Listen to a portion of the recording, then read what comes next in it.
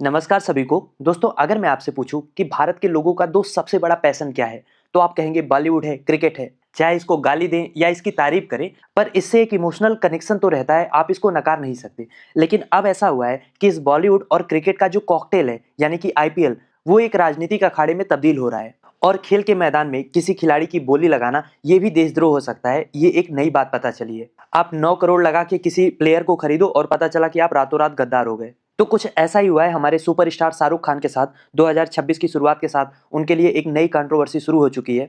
और वजह क्या है? वजह है कोलकाता नाइट राइडर्स द्वारा बांग्लादेशी तेज गेंदबाज मुस्तफिजुर रहमान को अपनी टीम में शामिल करना।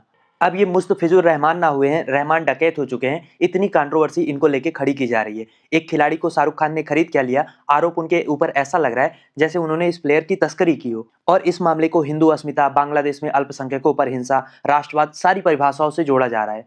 बीजेपी के बड़े बड़े नेता, बाहुबली नेता, यहाँ तक कि धर्मगुरु, सब एक सुर में कह रहे हैं कि शाहरुख खान ने देश के साथ गद्दारी की है। खैर, गद्दारी की है कि नहीं, वो आज की इस वीडियो में हम समझेंगे। और ये भी जानेंगे कि आखिर इस चिल्लम चिल्ली के पीछे, ये जो टीवी डिबेट्स चल रही हैं, आप न्यूज बाइट्स देख रहे हैं, इसके पीछे असली हकीकत क्या है। चमड़े की जुबान पे लगाम नहीं होती, पर इसका मतलब ये नहीं होता कि किसी को कुछ भी बोला जाए। जिसको मन करे आप देशभक्त बता दो, जिसको मन करे देशद्रोही बता दो। ये जो सर्टिफिकेट बट रहा है, इसकी असली हकीकत आज की इस वीडियो में हम बहुत आसान भाषा में समझेंगे। तो देखिए, विवाद की शुरुआत होती है उत्तर प्रदेश के मेरठ से, जहां बीजेपी नेता और पूर्व विधायक संगीत सोम ने एक जनसभा को संबोधित करते हुए शाहरुख खान पर तीखा हमला बोला। सोम ने कहा कि एक तरफ बांग्लादेश में हिंदुओं को मारा जा रहा है, हमारी बहनों बेटियों पर अत्याचार हो रहा है, और वहीं दूसरी तरफ शाहरुख खान जैसे लोग उन्हीं के खिलाड़ियों पर करोड़ों रुपए लुटा रहे हैं। तो ये देश के साथ गद्दारी है। और संगीत सोम यहाँ पे गद्दारी का सर्टिफिकेट बांटने तक नहीं रुके। उन्होंने सीधी धमकी दी कि मुस्तफिजुर रहमान को एयरपोर्ट से वो बाहर कदम रखने ही नहीं देंगे। अब सवाल यहाँ पे ये है कि संगीत सोम की आवाज में इतनी संगीत कहाँ से आ गई कि ये देश भर में एक इशू बन गया। तो इसका जवाब ये है कि ये केवल उनकी निजी राय तक नहीं रुका, इसके पीछे एक पूरा इकोसिस्टम खड़ा हो गया जो इसको सपोर्ट कर रहा है। आध्यात्मिक गुरु देवकी नंदन ठाकुर हो या अपने आप को जगत गुरु कहने वाले राम भद्राचार्य हो, इन्होंने भी इस बात पे अपनी मुहर लगा दी। उनका कहना है कि जो व्यक्ति भारत में रहकर पैसे कमाता है, वो उन देश के खिलाड़ियों को बढ़ावा कैसे दे सकता है जहां पे भारत विरोधी नारे लगते हैं। तो आई होप अभी आप समझ गए होंगे कि जो लोग शाहरुख खान को सर्टिफिकेट बांट रहे हैं गद्दारी का, वो दरअसल है क्या, उनके पीछे का लॉजिक क्या है। अब सवाल यहाँ पे आपके मन में ये आ रहा होगा कि क्या ये फैसला शाहरुख खान ने लिया? क्या लग रहा है आपको, नीलामी के दौरान शाहरुख खान ने फोन उठाकर कहा होगा कि मुझे ये खिलाड़ी चाहिए, मैं इसके लिए इतने पैसे दूंगा? ऐसा ही हुआ होगा? ऐसा तो नहीं हुआ होगा।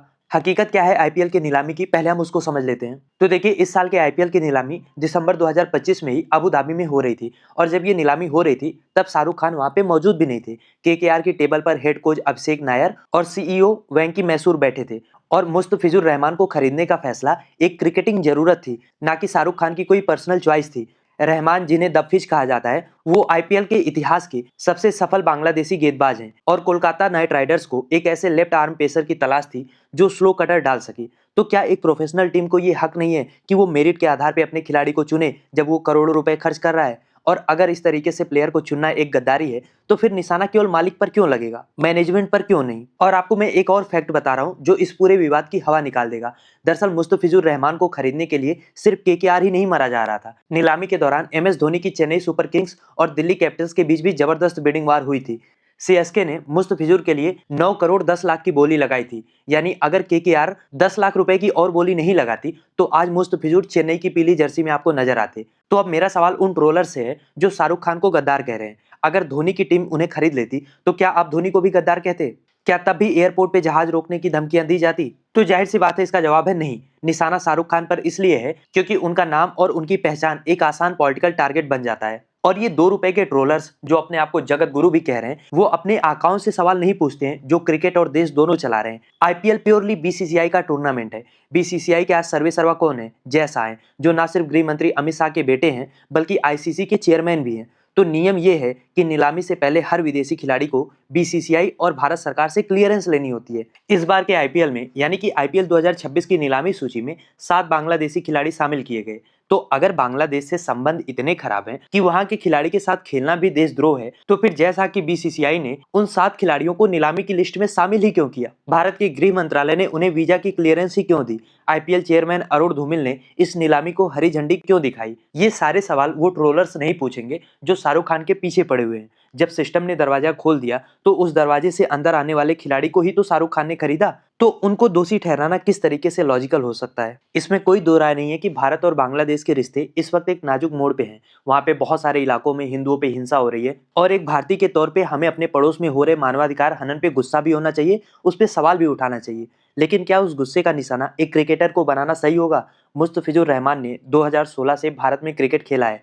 वो सनराइजर्स हैदराबाद को चैंपियन भी बना चुके हैं और फिर खेल और कूटनीति को आपस में भिड़ाना अक्सर काउंटर प्रोडक्टिव साबित होता है। और सबसे पहले तो हमें सरकार की जो नीति है उसको क्लियर कर लेना चाहिए, क्योंकि एक तरफ खालिदा जिया की डेथ पे उनके फ्यूनरल में शामिल होने जयशंकर साहब जाते हैं, मोदी जी खुद अपना कंडोलेंस भेजते हैं, गौतम अडानी का पावर प्लांट बांग्लादेश में बिजली सप्लाई कर रहा है, मतलब व्यापार भी जारी है, डिप्लोमेसी भी जारी है। तो केवल क्रिकेटर्स को टारगेट करना कहां तक सही है? अच्छा, ये देशभक्त उस वक्त नहीं बोले थे जब पहलगाम आतंकी हमले के बाद, पहलगाम नरसंहार के बाद भारत और पाकिस्तान का क्रिकेट मैच हुआ, तब इनकी हिम्मत नहीं हुई कि ये जय शाह को भी उसी तरीके का सर्टिफिकेट बांटे जैसे ये शाहरुख खान को बांट रहे हैं। और ये सारी जद्दोजहद केवल इसलिए हो रही है कि पश्चिम बंगाल में चुनाव है, जितना हो सके पोलराइजेशन की राजनीति करें, उससे बीजेपी को फायदा हो। तुरंत इसकी गर्मी पश्चिम बंगाल में भी दिखने लगी है। बीजेपी नेता कौस्तुभ बागची ने चेतावनी दी है कि अगर कोई बांग्लादेशी कोलकाता के ईडन गार्डन्स में खेलेगा तो वो मैच नहीं होने देंगे। अच्छा, सवाल ये लोग ये नहीं पूछते हैं कि फिर शेख हसीना भी तो बांग्लादेशी हैं, उनको दिल्ली में क्यों बैठाया गया है? जयशंकर साहब बांग्लादेश क्यों गए हैं? गजब की हालत है, कुछ भी बोला जा रहा है। इनफैक्ट कुछ भी क्या बोला जा रहा है, सारा कुछ चुनाव को ध्यान में रख के